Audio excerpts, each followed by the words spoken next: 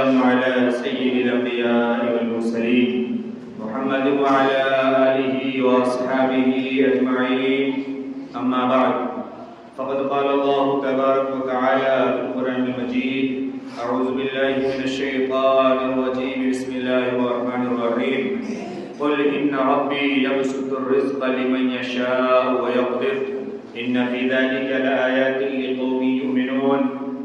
وقال: قل يا عبادي الذين أسرفوا على أنفسهم لا تقنطوا من رحمة الله إن الله يغفر الذنوب جميعا إنه هو الغفور الرحيم.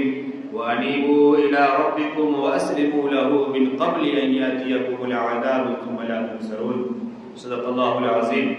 وقال النبي صلى الله عليه وسلم في مقام: من اعتكف إيمانا واحتسابا غفر له ما تقدم من ذنبه أو كما قال عليه الصلاة والتسليم. اللهم صل على محمد وعلى آل محمد وبارك وسلم كما صليت وباركت على إبراهيم وعلى آل إبراهيم إنك حميد مجيد. حاضرین گرامی، اللہ رب العزت کا بے پناہ شکر اور احسان ہے.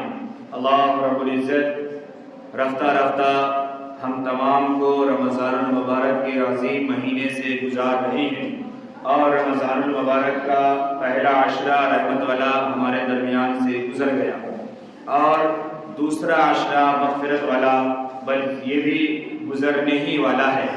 آج 19واں روزہ ہے، کل مغفرت والا عشرہ بھی ہمارے اور آپ کے درمیان سے گزر جائے گا. میں نے قرآن مقدس کی جو آیت پڑھی اس کے حوالے سے دو چار بات کر کے پھر آخر عشرے کے حوالے سے جو رمضان کے اہم کام ہیں اس تعلق سے کچھ باتیں عرض کرتا ہوں. اللہ رب العزت نے قرآن مقدس کی اس آیت میں ایک بات بیان فرمائی، اپنے نبی کو مخاطب کر کے فرمایا کہ بتا دیجئے اور کہہ دیجئے کہ اللہ رب العزت جس کے لیے چاہتا ہے رزق میں بہت فراوانی دے دیتا ہے، بڑی کشادگی دے دیتا ہے، بڑی وسعت دے دیتا ہے، اور اللہ ہی جس کے لیے چاہتا ہے اس کے رزق کو مقدر کر دیتا ہے، اس کے رزق میں تنگی کر دیتا ہے. جتنے رزق میں گزر بسر ہو سکتا ہے، انسانی زندگی اور انسانی سانسیں چل سکتی ہے، اتنا ہی اسے عطا کرتا ہے. کسی کو آشائش سے آشائش، راحت ہی راحت، خوب مال اور خوب زیادہ، اور کسی کو اللہ رب العزت کم مقدر کرتے ہیں تو اسے کم ملتا ہے. اور اللہ نے بات بیان فرمائی: ان فی ذلک لآیات لقوم یؤمنون، کہ جو ایمان والے لوگ ہیں، جو ایمان لانے والے قوم ہیں، اس کے لیے اس بات میں بھی نشانی ہے، عبرت ہے اور سامان ہے کہ اللہ کی مرضی ہے. اللہ فرما رہے ہیں کہ ہماری مرضی، ہم جسے چاہے بہت دے دیتے اور ہم جسے چاہیں کم دے دیتے ہیں. یہ میری مرضی ہے، اس میں بندوں کا کوئی عمل دخل نہیں ہے.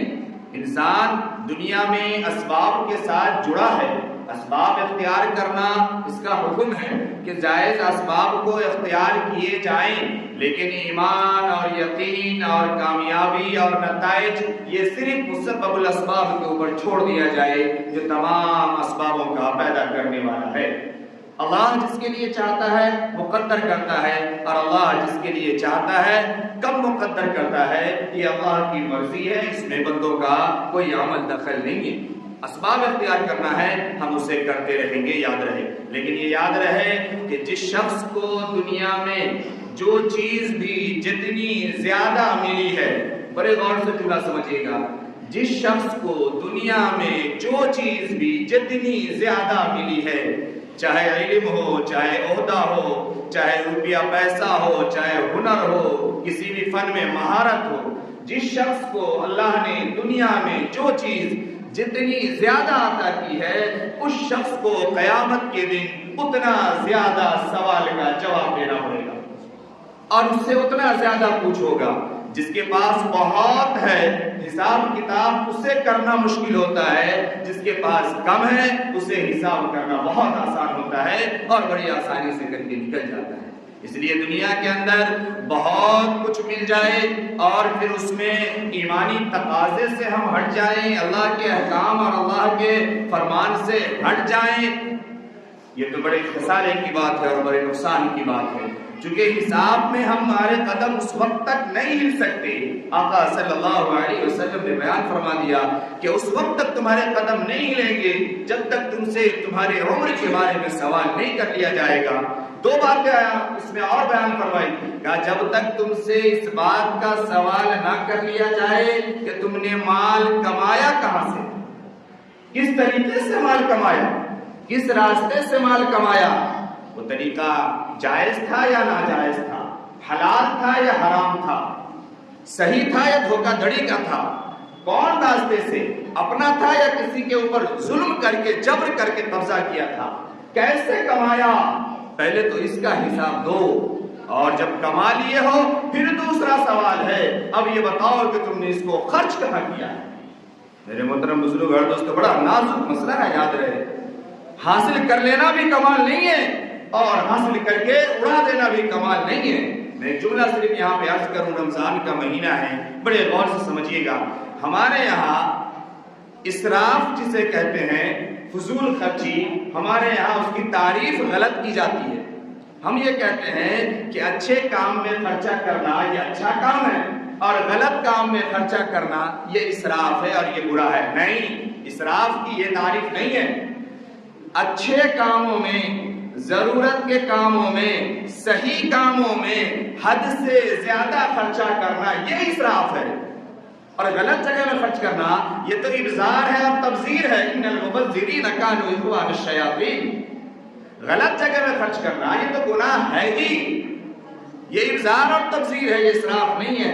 صحیح جگہ میں حد سے زیادہ خرچہ کرنا، اتنا خرچ کرنا کہ وہ چیزیں ریا میں آ جائے، وہ چیزیں تکبر میں آ جائے، وہ چیزیں دوسروں کو کمزور دکھانے میں آ جائے، اتنا خرچہ کرنا کہ جس کی وجہ سے پڑوسی کا حق ادا نہ ہو سکے، ماں باپ کے حقوق ادا نہ ہو سکے، رشتہ داروں کا خیال نہ کر سکے، جو ہیں وہ ہم ہی ہیں۔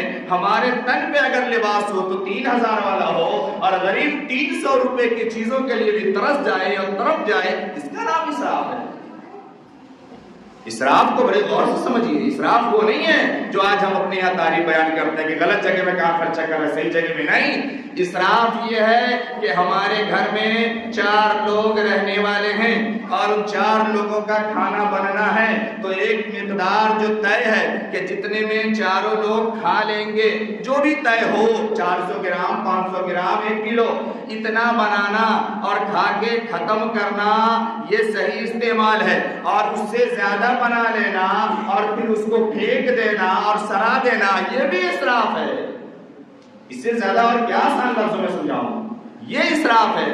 جہاں پہ ہمارا کام 500 روپے سے ہو سکتا ہے وہاں پہ ہم 2500 روپے کا خرچ کریں، یہ اسراف ہے۔ جب بات آتی ہے ہمارے کسی کام کی تو پھر ہم دل کھول کے خرچ کرتے ہیں، اتنا خرچ کرتے ہیں میرے محترم بزرگ اور دوستو کہ پھر وہ اسراف ہی نہیں، گناہ ہی نہیں، ابذار و تبذیر ہی نہیں، بلکہ ہم حرام کی باؤنڈری تک پہنچ جاتے ہیں۔ حرام کی باؤنڈری نہیں، حرام کی باؤنڈری کو بھی ہم پھلانگ جاتے ہیں، اس حدود اور قیود سے بھی آگے نکل جاتے ہیں۔ ہمارے یہاں کے ہونے والے کام میں کتنے گناہ کی چیزوں کو اور گناہ کے کاموں کو شامل کر لیا جاتا ہے۔ یہ چیزیں کیا ہے؟ خدا کی شریعت اور اللہ کے حدود و قیود کے ساتھ سینہ زوری نہیں ہے، آپ کے حدود کو پھلانگنا نہیں ہے، یہ حدود کو کراس کرنا ہے، لمٹ سے آگے نکل جانا ہے۔ اس لیے اپنے آپ کو ہمیں سنبھالنے کی ضرورت ہے، اپنے آپ کو کنٹرول کرنے کی ضرورت ہے کہ اللہ نے ہمیں اگر مکلف بنایا ہے تو پھر ہم اس کا صحیح استعمال کریں، ہم یتیموں کا، بیواؤں کا، غریبوں کا سہارا بنیں، ہم اس کے کام میں ہاتھ بٹائے۔ اگر عید ہماری ہے تو عید اس کی بھی ہے، اگر روزہ ہم نے رکھا ہے تو روزہ اس نے بھی رکھا ہے، اگر اللہ نے امیر ہمیں بنایا ہے تو اللہ نے غریب اسے بنایا ہے، اگر اللہ نے ہمیں مالدار بنایا ہے تو اللہ نے میرے مال میں اس کا حصہ رکھا ہے، یہ بات معلوم ہونا چاہیے۔ اللہ نے ہی اس کا حصہ رکھا ہے میرے مال میں، اس لیے مال کے ساتھ بڑے احتیاط کی ضرورت ہے۔ یہ رمضان کا مہینہ یہ نیکیوں کا مہینہ ہے، اجر و ثواب کا مہینہ ہے، اپنے آخرت کی زندگی کو بنانے کا مہینہ ہے۔ لیکن افسوس یہ ہے کہ ہم جب دنیا پہ نظر ڈالتے ہیں، معاشرے پہ نظر ڈالتے ہیں، اپنے علاقے اور گھروں کو دیکھتے ہیں تو ایسا لگتا ہے کہ سال میں رمضان ہی وہ مہینہ آتا ہے جس میں دنیا بنانے کا مہینہ ہے۔ ہر کوئی دنیا بنانے کی فکر رمضان ہی میں کر رہا ہے، ہر اعتبار سے ساری پونجی دنیا کے پیچھے رمضان میں لگائے دے رہے ہیں۔ تراویح بھی چھوڑ کر کے بھاگ دوڑ کی وجہ سے روزہ بھی ٹوٹ جا رہا ہے، پورا رمضان نکل گیا، قرآن کھولنے کی توفیق نہیں ہوئی، تسبیح پڑھنے کی توفیق نہیں ہوئی، کاروبار کا اتنا بوجھ تھا کہ رات کو 3 بجے سوئے، سحری بھی نہ کر سکے تو پھر روزہ کیسے رکھیں گے، اور بدن ٹوٹا رہا، فجر کی نمازیں بھی چھوٹ گئی، تسبیح بھی نہیں۔ یہ وہ مہینہ جو آخرت کی کھیتی کرنے کے لیے تھا، آخرت کو بنانے کے لیے تھا، ہم اس مہینے کو دنیا بنانے کے پیچھے لگا دیا۔ یہ رمضان بڑا قیمتی مہینہ ہے، بڑا اہم مہینہ ہے۔ اس مہینے کے یہ جو اب چند روز بچے ہیں، مغفرت والا عشرہ بھی جا رہا ہے، ایک روز میں یہ بھی نکل جائے گا، اب جہنم سے بچنے والا عشرہ آ رہا ہے۔ آقا صلی اللہ علیہ وسلم نے فرمایا روزانہ احادیث میں روایت موجود ہے کہ 60,000 لوگوں کو جہنم سے چھوڑا جاتا ہے۔ کیا ہم نے کوششیں کی کہ ان 60,000 لوگوں میں میرا نام آیا یا نہیں؟ اگر ہم اس خامہ خیالی میں ہیں کہ اگر 60,000 روزانہ چھوڑ رہے جہنم سے چھوڑے جا رہے ہیں تو میرا تو نام آ ہی جائے گا۔ میں ایک مثال دیتا ہوں، ہندوستان سے جو پرواز ہوتی ہے، جو پوری دنیا کے لیے فلائٹ ہوتی ہے، اس میں روزانہ لاکھوں لوگ سفر کرتے ہیں۔ ہم آپ کتنی مرتبہ سفر کیے؟ ہم آپ کا بھی نمبر آیا ہے کیا؟ جبکہ لاکھوں لوگ سفر کر رہے ہیں نا، لاکھوں لوگوں کی ٹکٹیں کٹ رہی ہیں، لیکن ہمارے آپ کا نمبر نہیں آیا، ہم آپ نہیں جا رہے ہیں، یا کبھی زندگی میں چلے گئے ہوں گے تو چلے گئے ہوں گے۔ اسی طریقے سے اگر 60,000 لوگوں کا فیصلہ ہو رہا ہے، ہم کچھ نہ کریں، ہم اپنے دنیا بنانے میں لگے رہیں اور ہم اس امید میں رہیں کہ ہمارا نام اس میں جڑ جائے گا۔ آپ سوچیں، آقا صلی اللہ علیہ وسلم نے فرمایا کہ اس سے زیادہ بد نصیب کون ہوگا جو صرف خواہشات پر زندگی گزارے اور یہ سوچ کے رہے کہ اللہ معاف فرما دیں گے، اللہ کے اوپر امیدیں باندھے رہے اور اتباع اپنے نفس کا کرے، اپنے خواہشات کا کرے۔ ایسے شخص کی توبہ قبول ہو جائے گی؟ ایسے شخص کی مغفرت ہو جائے گی؟ نہیں، عمل کرنا پڑے گا۔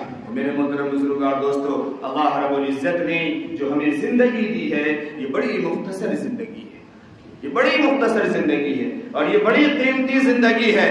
میں نے اس پہ بار بار اس پہ گفتگو کر چکا ہوں کہ ہماری اس سے پہلے کی جو زندگی تھی نا، وہ بھی بہت بڑی زندگی تھی، اور اب اس کے بعد کی جو زندگی ہے نا، وہ بھی بہت بڑی ہے، نہ جانے کب قیامت آئے گی، اور اس کے بعد پھر ابدی زندگی ہماری شروع ہوگی میدان محشر کے بعد جنت اور جہنم کی شکل میں۔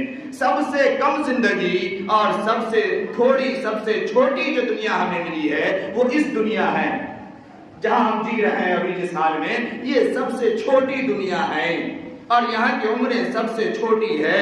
اس چھوٹی عمر میں ہمیں ہمیشہ آنے والی زندگی کی تیاری کر لینی ہے۔ آقا صلی اللہ علیہ وسلم کے سامنے جب یہ بات رکھی گئی، جب عمریں دکھائی گئی، آپ کو تکلیف ہوئی، آپ غمگین ہو گئے، امت کا درد تھا، امت کا غم تھا۔ اے اللہ، میری امت، اس کی عمریں اتنی کم، دوسری امتوں کی عمریں 1000 سال، 1500 سال، اس نے نہیں کیا کہ ہماری امت کی عمریں اتنی کم ہیں، ہماری امت کی جو عمر کے لوگ ہیں یہ کیسے نیکی کریں گے، ان کو نیکیاں کیسے برابر کی مل پائیں گی؟ اللہ رب العزت نے پھر اس امت کے اوپر انعام کیا، پھر احسان کیا۔ اللہ رب العزت نے اس امت کو 3 بڑے انعام دیے، 3 بڑے انعام دیے۔ فرمایا جس نے اس دین کی قدر کر لی، پھر وہ دوسری قوم کی جو ہزاروں ہزار سال کی عمریں ہوئی ہیں اس سے بھی آگے نکل جائیں گے۔ اللہ رب العزت نے اس امت کو ایک چیز دیا جس کا نام ہے کلمات۔ 3 چیزیں، 3 احسان اس کے اوپر ہوئے۔ یاد رکھ لیجئے، میں 3 لفظ بتا رہا ہوں آپ کو۔ ایک کا نام ہے کلمات، ایک کا نام ہے مقامات، اور ایک کا نام ہے لمحات۔ لمحات، کلمات اور مقامات، اللہ رب العزت نے اسے سکھائے اپنے نبی کے ذریعے سے۔ فرمایا کلمتانی ثقیلتانی خفیفتان علی اللسان ثقیلتان فی المیزان، کہ اس کو ہم کلمات دے رہے ہیں، اتنے آسان کلمات ہیں کہ جس کا پڑھنا تو بڑا آسان ہے، لیکن میزان میں جب ڈالا جائے گا، ترازو میں جب ڈالا جائے گا تو دنیا کی تمام چیزیں ہلکی ہو جائے گی اور ہمارے یہ کلمات بھاری ہو جائیں گے۔ اللہ نے ذکر کی بات بتائی ہے، ذکر کو سمجھایا، ہم کرتے ہیں، ہم پڑھتے ہیں سبحان اللہ و بحمدہ سبحان اللہ العظیم، یا اس کے علاوہ کچھ بھی، سبحان اللہ، الحمدللہ، اللہ اکبر، استغفر اللہ ربی من کل ذنب، جو کچھ بھی ہمیں آتا ہے ہم نے اس کا اہتمام کیا۔ اللہ نے یہ کلمات بہت ہلکی چیزیں، بہت چھوٹی چیزیں بتا دیا کہ یہ خفیفتان علی اللسان ہیں، زبان پر بہت ہلکے ہیں، کوئی بھی گنگنا سکتا ہے، کوئی بھی پڑھ سکتا ہے، کوئی بھی یاد کر سکتا ہے، لیکن میزان میں یہ بہت بھاری ہے۔ یہ اللہ نے کلمات دیے، اللہ نے لمحات دیے۔ اللہ کے نبی صلی اللہ علیہ وسلم نے فرمایا کہ جمعے کے دن کوئی لمحہ ایسا آتا ہے کہ جس وقت اگر بندہ عبادات میں مشغول ہو اور اللہ سے دعا کر رہا ہو تو اللہ اس کی دعائیں قبول فرمائے۔ اللہ رب العزت نے لمحات دیے، فرمایا لیلۃ القدر خیر من الف شہر، رمضان آ رہا، رمضان میں لیلۃ القدر دے رہے، ایک رات کی عبادت اگر کر لیے اور اگر وہ عبادت تمہیں مل گئی تو 1000 مہینوں کی عبادت سے افضل ہے۔ اللہ نے لمحات دیے، ہمیں اس کی قدر کرنی چاہیے، ہمیں سمجھنا چاہیے رمضان کی ہر گھڑی قیمتی ہے۔ میں نے گزشتہ ہفتے بھی کہا تھا، اس میں ہر وقت دعائیں قبول ہوتی ہے، ہر رات کو صدائیں لگتی ہے۔ اللہ نے یہ لمحات دیے ہیں ہمیں، ہم نے اس کی قدر کی۔ پھر اللہ نے مقامات دیے ہیں، کہا گھر میں نماز پڑھو گے ایک نماز کا ثواب ملے گا، مسجد میں آ کے جماعت سے نماز پڑھو گے 27 نماز کا ثواب ملے گا، جامع مسجد میں پڑھو گے اس سے زیادہ ملے گا، اور اس سے زیادہ اگر توفیق ہے میرے گھر آ جاؤ، بیت المقدس میں آ جاؤ، اس سے آگے بڑھ جاؤ، حرم میں آ جاؤ، حرم مکی میں آ جاؤ، حرم مدنی میں آ جاؤ، یہاں ہم ایک نماز کے بدلے میں لاکھوں لاکھ نماز کا ثواب دیں گے۔ کتنی لے سکتے ہو لے لو، عمریں تمہاری کم ہے لیکن اجر و ثواب تمہیں بہت زیادہ ملنے والا ہے۔ اللہ نے یہ عطا کیا ہے۔ میرے محترم بزرگوں اور دوستوں، آج 19 روزہ ہے، کل 20 ہوگا، پرسوں 21، آج 18 ہے، آج 18 ہے، 19 کی رات آئے گی، کل 20 یعنی اتوار سے 21 کی شب شروع ہو جائے گی۔ اس مہینے میں امی عائشہ رضی اللہ تعالی عنہا فرماتی ہے کہ آپ صلی اللہ علیہ وسلم جب تک زندہ رہے ہمیشہ اخیر عشرے کا اعتکاف فرماتے رہے۔ جب آپ کی وفات ہو گئی پھر آپ کے بعد آپ کی ازواج مطہرات نے اعتکاف کیا۔ امی عائشہ فرماتی ہیں کہ آپ صلی اللہ علیہ وسلم اخیر عشرے میں اعتکاف فرماتے تھے اور یہ کہتے تھے کہ لیلۃ القدر کو اس میں تلاش کرو، لیلۃ القدر اس اخیر عشرے میں ہے۔ میں نے جو حدیث پڑھی تھی، آقا صلی اللہ علیہ وسلم نے فرمایا من اعتکف ایمانا و احتسابا غفر له ما تقدم من ذنبه، کہ جو اخلاص کے ساتھ اللہ کی رضا کے لیے اگر اعتکاف کرتا ہے اللہ رب العزت اس کے پچھلے تمام گناہوں کو معاف فرما دیتا ہے۔ ہمیں اس کی فکر کرنی چاہیے۔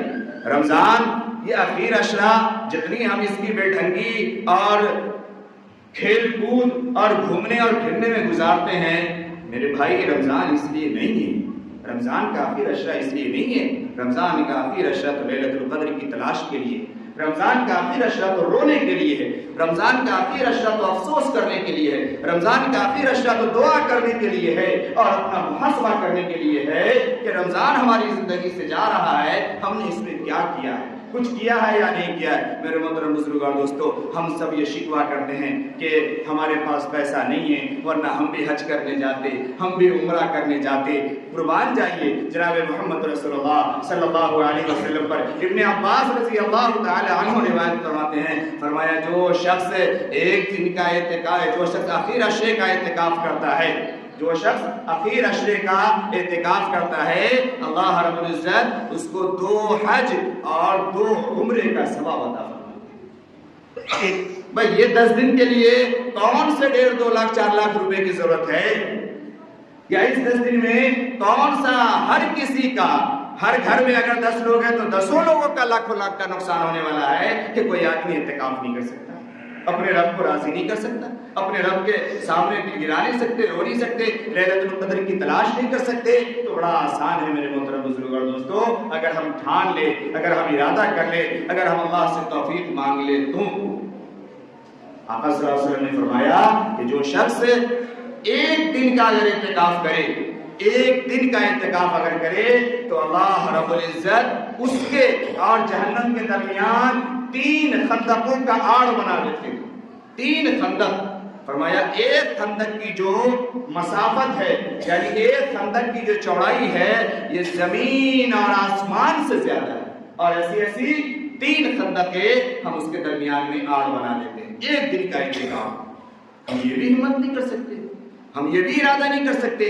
اخیر عشرے کا سنت موقدہ علی الکفایہ ہے، کرے حج اور عمرے کا ثواب ہے، اس کے فائدے ہیں۔ آقا صلی اللہ علیہ وسلم نے حدیث میں بیان فرمایا ایک تو یہ کہ بندہ گناہوں سے محفوظ رہتا ہے، اخیر عشرے میں باہر نہ نکلیں گے، نہ بد نگاہی ہوگی، نہ بد زبانی ہوگی، نہ بد کلامی ہوگی۔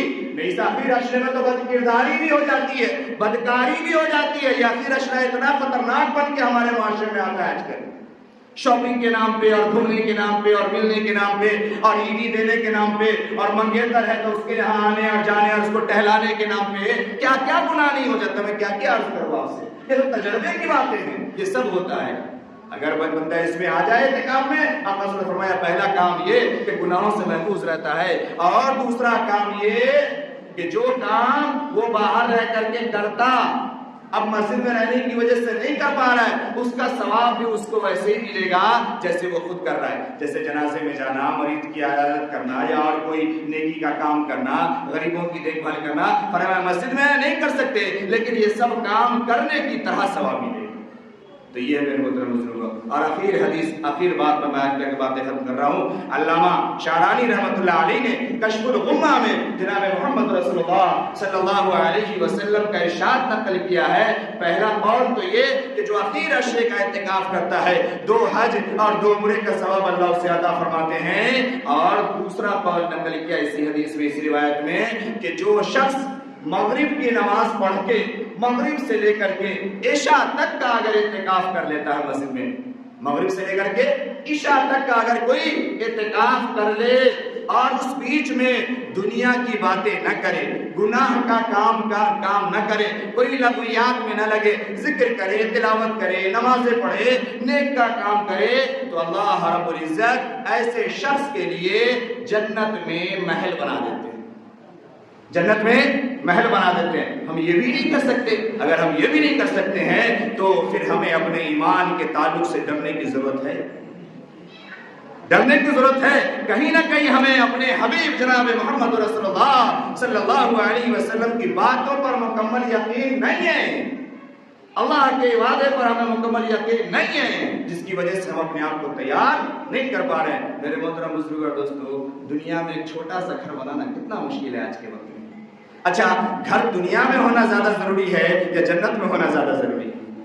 اللہ نے دنیا میں بھیجا جنت میں گھر بنانے کے لیے، ہم دنیا میں آ کر کے دنیا کے گھر کو جنت بنانے میں لگے، ہم سوچے بس یہی دنیا ہے، یہی جنت ہے۔ میرے بھائی ایک میں جملہ عرض کروں، بڑے غور سے سمجھیے، آخری بات، اگر دنیا میں اپنا گھر نہ ہونا تب بھی گزر بسر ہو جاتا ہے۔ آدمی دادا کے گھر میں رہ لیتا ہے، باپ کے گھر میں رہ لیتا ہے، نانا کے گھر میں رہ لیتا ہے، کچھ نہیں ہوگا سسرال میں رہ لے گا، اس سے نہیں ہوگا کرائے پہ رہ لے گا، اس سے بھی نہیں ہوگا چھپڑ میں رہ لے گا، ترپال میں رہ لے گا، لیکن میدان محشر میں اگر حساب و کتاب میں ہم پھنس گئے، گناہوں میں پھنس گئے اور نیکیاں ہمارے ہاتھ نہ آئی، جنت میں اگر ہم نے اپنے لیے یہاں دنیا میں رہ کر کے گھر نہیں بنایا تو دوسرا ٹھکانہ سیدھا جہنم۔